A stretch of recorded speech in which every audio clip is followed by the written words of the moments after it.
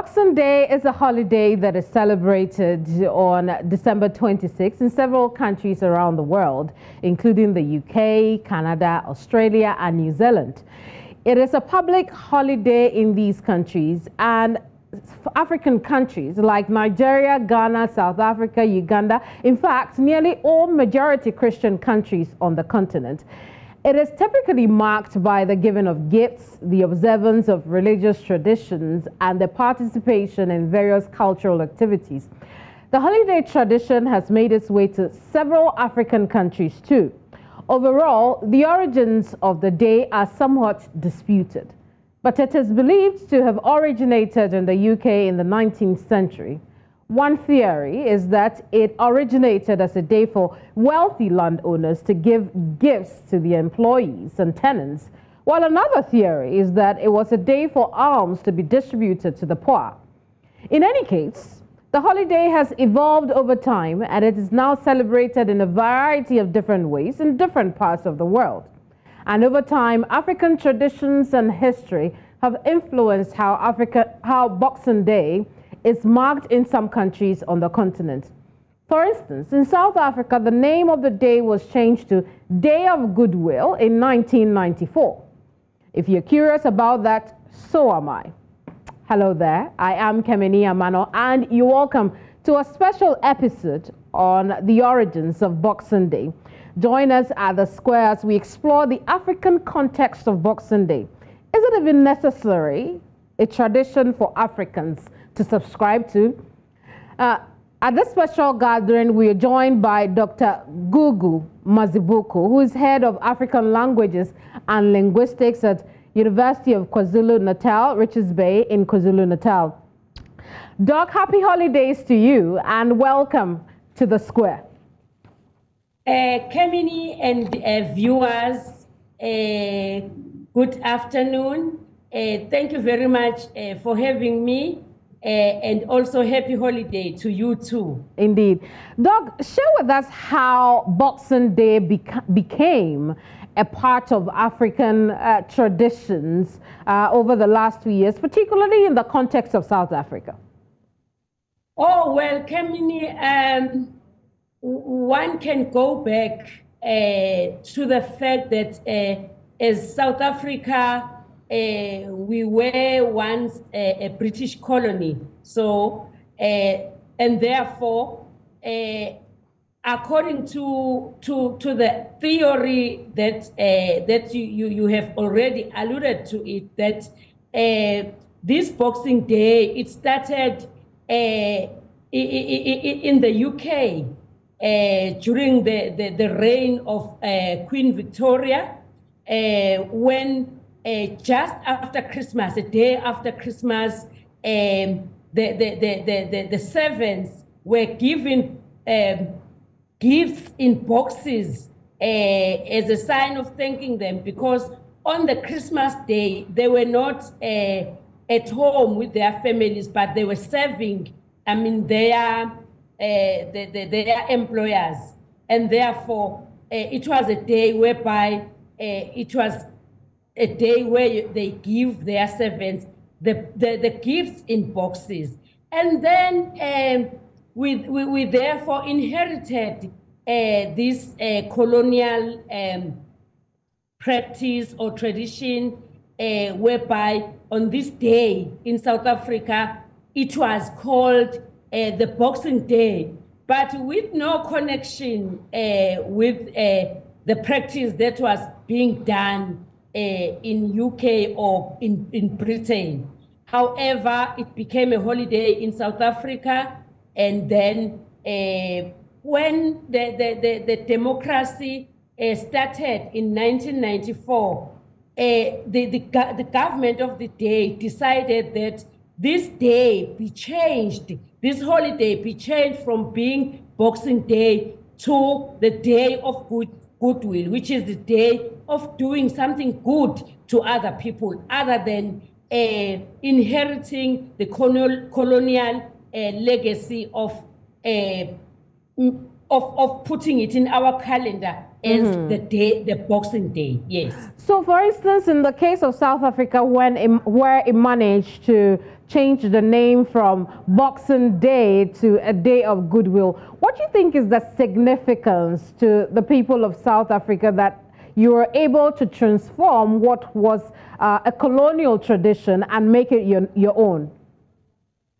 Well, I think it was important, I mean, to localize it.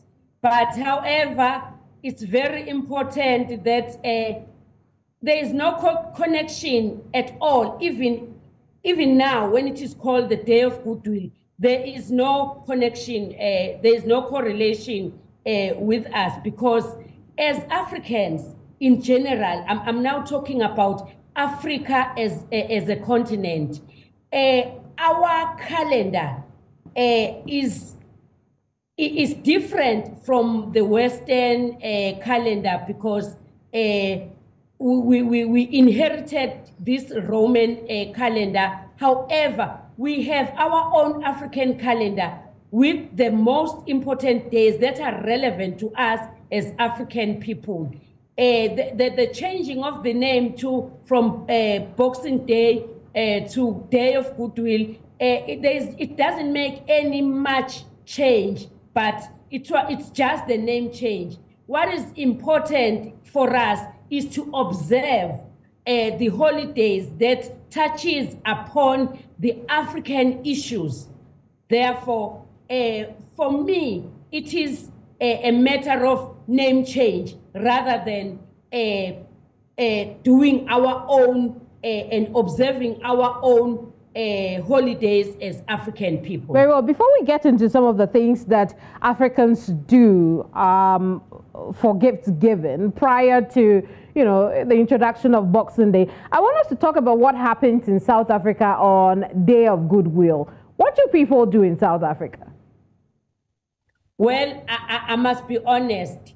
I've never heard of a family, well, in my rural village, whereby on this day they give each other the gifts. But it's a day now where families come together because of the laws that were there in South Africa. People used to move to urban areas for work. And therefore, this is the only time whereby they come back and be with their families. If they have any rituals and cultural ceremonies that they want to do, they do such ceremonies on such days. But there is no connection between this day as well as the giving of gifts and whatsoever. But mainly it's about families coming together. Very well. Now, giving gifts is a long-standing African tradition. Now, talk to us about how Africans have, for a very long time, expressed themselves in gifts giving. How do we do it? How is it? Why is it important to us that even when you're going to somebody's home, you need to have gifts with you? Remember, we are different from other parts of the world. As Africans, there is this spirit of Ubuntu. So the giving of gifts, it's not a one-day event. We give gifts throughout the year. When someone comes in the village and become a new resident, what the villagers do is that they issue him with the things that he will need, like the chickens, the goats, and even the cow. We call it ugu sisa, which is giving that person as a startup.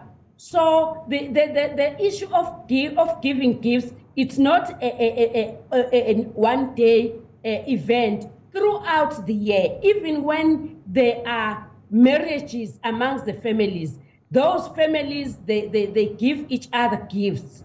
There is an exchange of gifts when new families are coming together. When people get married, gifts are being given. So we cannot, as Africans, have just a one day as a day of giving gifts to people, because we exchange gifts all the time.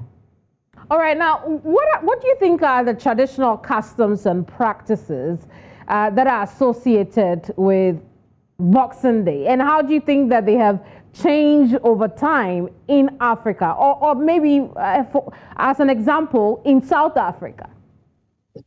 I think what has changed now is that as I have already alluded to the fact that it is the time where families come together. There is no greater gift than families coming together, because people work in urban areas. So this is the only time that they have holidays following one another. December 25 as Christmas Day and December 26 as a day of goodwill. Therefore, that's where they come together. They eat, they feast together, they play together. Some parts, they even play indigenous games together. There is no other greatest gift than love. I see. Now, how would you say that the celebration of Boxing Day in Africa been influenced by local cultural and religious traditions, such that what we do here is very different from what is done in other parts of the country? I recall earlier you were saying that in South Africa, some families could perform some traditions if they have. What are some of those? Well, most of the time you find that they are the younger ones, they attend schools. So when they attend schools, it's very difficult to perform the certain rituals, the coming of age. You find that with amaXhosa in the Eastern Cape and Western Cape, it is the time whereby the boys, the young boys, they go to the mountain for the circumcision. And also in other parts of South Africa, that's where you find that the coming of age ceremonies like umhlonyane and umemulo are being performed, because everyone is back home, so they can do all the rituals and the ceremonies on such days, because mostly they don't do them on a Christmas day, but just a day after. That's when they find time when all the family members are still together.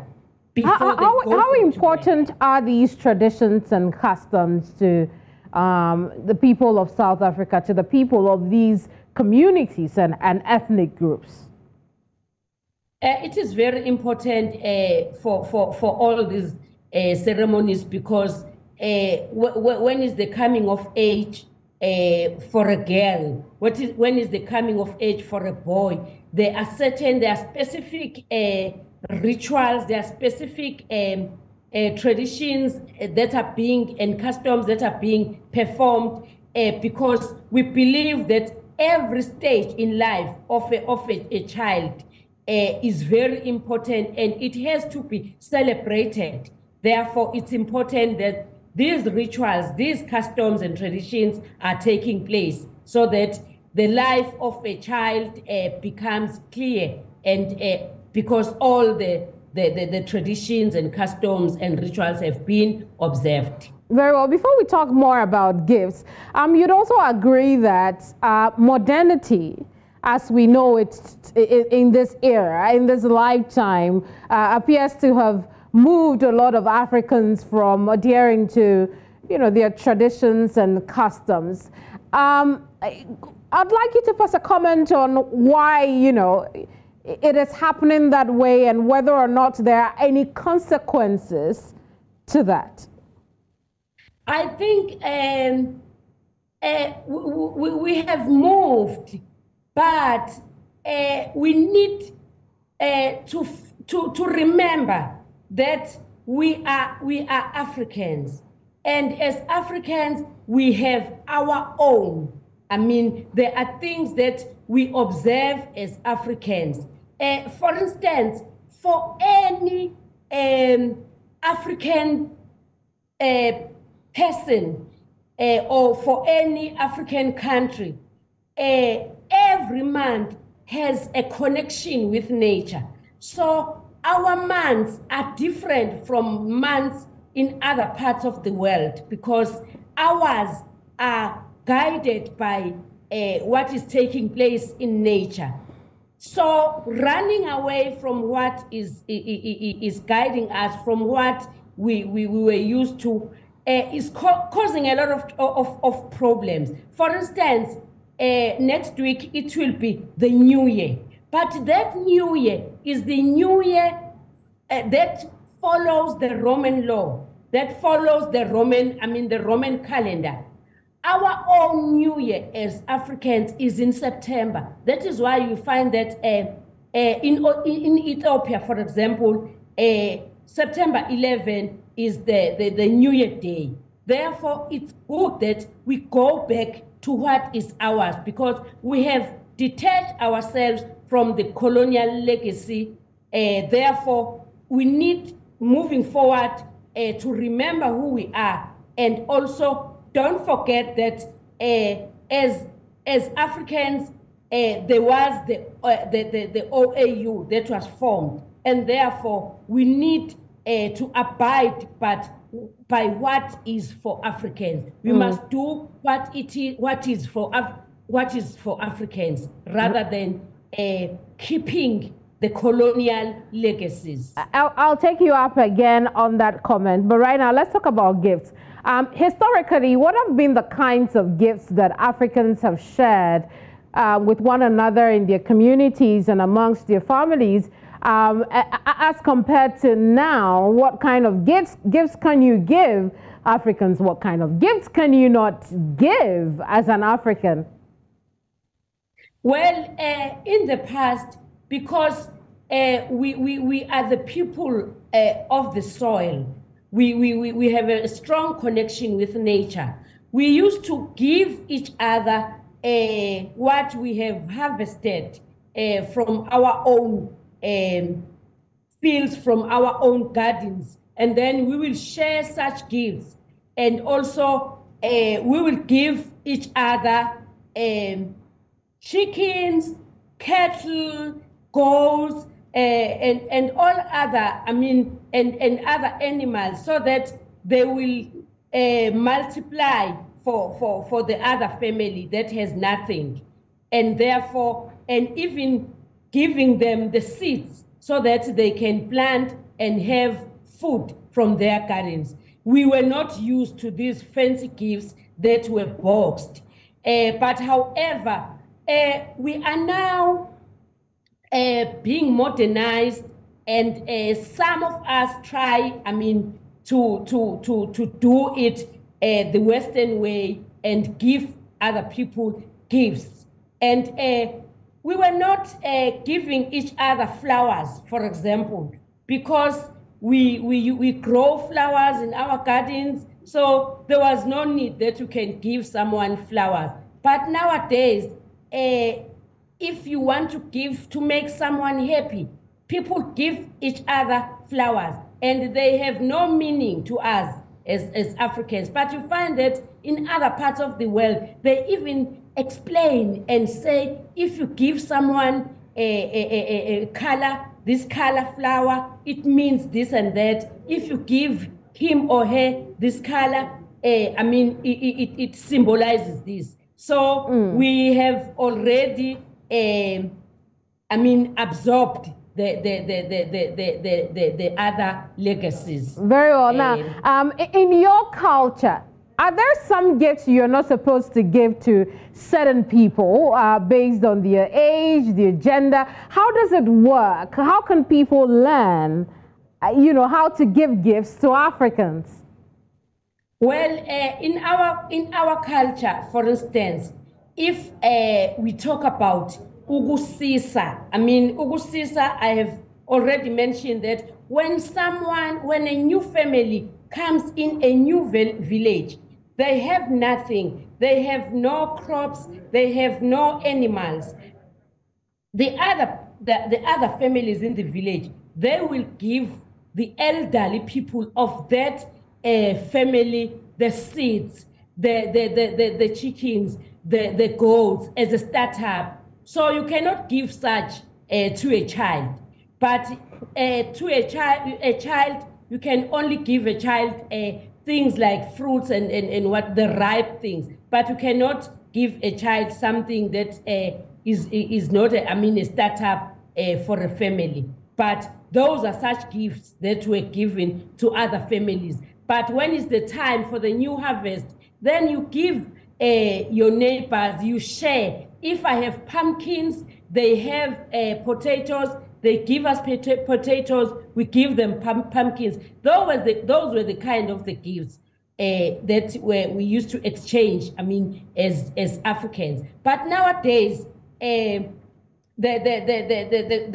Christmas vibe that has, came in our shores, we also give people Western gifts. So yeah, it has become a tradition, a new tradition now that we just give gifts without understanding the nature of the gift and the relevance of the gift to that person who is given that gift. We are such a thoughtful people, aren't we?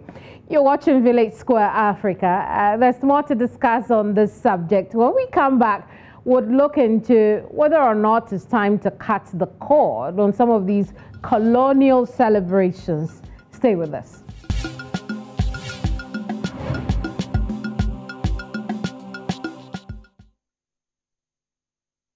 Today we have been talking about Boxing Day because really it's December 26th and it is Boxing Day.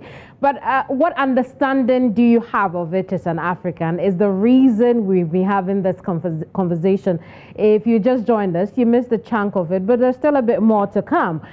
We know of how this colonial celebration has taken center stage, if you like, during end of year events in most parts of the continent. But why and how does it connect to us as a people, and should we continue to celebrate some of these days? Still with us here is Dr. Gugu Mazibuko. She's head of the African Languages and Linguistics University in KwaZulu-Natal, Richards Bay, KZN. And we have been having a wonderful conversation, Doc, and I'm so glad you're still here with us. Now, yes.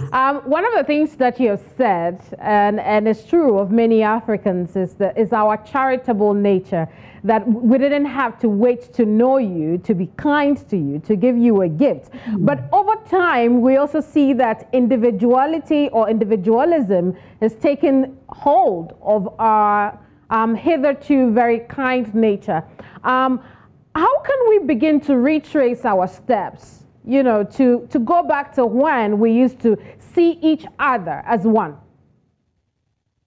Firstly, I would like to say it's important, as I have already mentioned, to observe our important days. For instance, when we talk about the Africa Day, for example, which is the day that we celebrate on the 25th of May, a day whereby the Organization of African Union was formed. Those are the days that are so important, to us. If we can celebrate them and make sure that we revitalize, that Africanness, it's very important, because that's where we can go back to our roots and recharge and know who we are. Because as Africans, as I have alluded to the fact that we don't have to have a special day of giving gifts, because throughout the year, throughout the seasons, we help one another. We practice Ubuntu. Therefore, we need to cut the cord of these colonial celebrations and be who we are, who we were. Yes. Indeed, indeed. Now, let's talk about how the, celebrations such as Boxing Day and Christmas Day have been widely and widely accepted on the continent. I mean, as a historian or somebody with a lot of knowledge in African culture and traditions, what kind of reading do you make into why we seem to be so accepting of some of these holiday traditions that really do not belong to us? Well, I think it's because of being modernized. That's number one, and two, if it is the master's holiday, so it is the servant's holiday. But now that we have the freedom now, it's easy for us to look back and make sure that we stick to our own African calendar, because it's important that we observe our own days. So being modernized, there's nothing wrong about that. But when it comes to observing the most important days, I think it's important that we don't continue the colonial legacies, keeping them live for as long as we are alive as well. So it's important that our next generations, they know that we as Africans, we have our own. Indeed, indeed. Now, I want us to talk briefly also about how to cut the cord. Earlier, you made, you alluded to the fact that we should be cutting the cord. But how should we cut the cord? Who should be cutting the cord? How do we even go about it? Well, fortunately, we have the Organization of African Union. I mean, the OAU. We as different, countries, we have our different government. So those are the discussions that must take place so that we look at who we are. As we also have the African Union. We need to look at who we are, and then together we agree. On the things that are ours. As I have already alluded to the fact that, look at Ethiopia. Ethiopia has its own, Africa is observing its own African calendar in Africa. Why can't we do the same? Why can't we follow suit? Because Ethiopia has done it. So we can also follow suit as other African countries. So that's what I'm asking. I mean, we have organizations like the OAU, yes, but in order to be able to cut the cord, it would also take a lot of mind changing. Now, yes, mind changing is something that we haven't had a lot of luck with on the continent, and so I'm starting to feel that it may be impossible to cut the cord with some of these colonial celebrations. What are your thoughts about how to, make sure that this actually happens not at the AU level, but maybe at the individual level? Yeah, it looks impossible. But when you work hard for it, when you engage with other people, it becomes possible. Therefore, it has to start with each and every individual to realize and to remember, who am I? I'm an African before I become a citizen of any country, but I'm an African. So that Africanness must come out within me so that I can engage with other Africans. So change is something that is not easy, and it becomes difficult for people to adapt to a new change. Sometimes they think it's being backward. However, it is very important. But we can start step by step wherever we are, we talk about, we have these conversations. And then we also have Izimbizo, where people come together and discuss these issues. Those can influence further even the policies of different countries as well as the acts, so that we also observe ours, because this is Africa. So no one will ever do things for us except us doing things for ourselves. Very well. Now, when we come back, I want us to talk about two things just before we wrap up. I'd like us to look at what alternatives in terms of end-of-the-year traditions are there when we decide that we want to cut the cord. So stay with us. We'll be right back.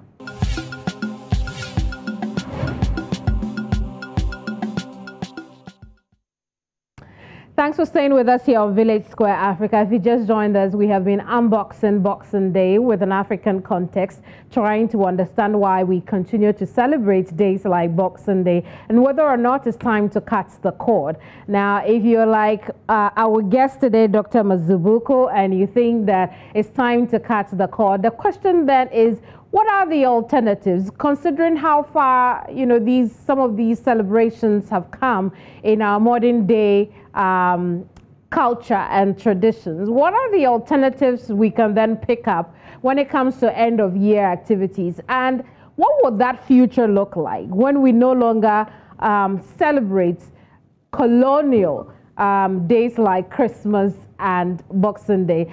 Doc, thank you so much for your patience. And so I'll go right into my next question to you, which is, what are the alternatives? If we decide that it's time to set some of these celebrations aside, assuming that it's possible, what else would we do? Well, Keminni, I think we can meet each other halfway with the West, because much as some celebrations, they don't, there is no connection with us. But for example, with Christmas, most of, if you look at the statistics, you find that most of the people are Christians. So we cannot just cut the Christmas one.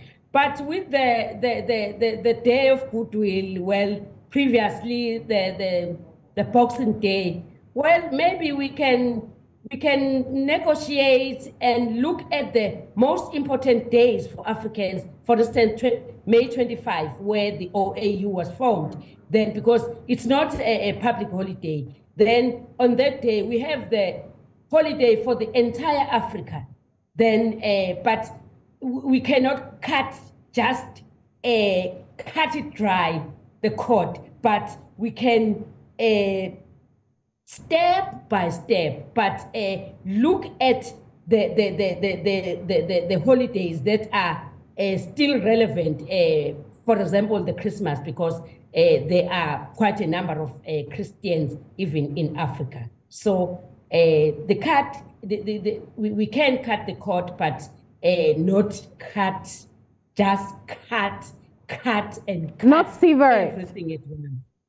Indeed. Now, talk to us about, let's project into the future. I mean, in a future where Africans, as you have said, have their own calendar, go by their own traditions, wherever they find themselves, and take out colonial celebrations like Boxing Day, which have, you know, not so kind histories.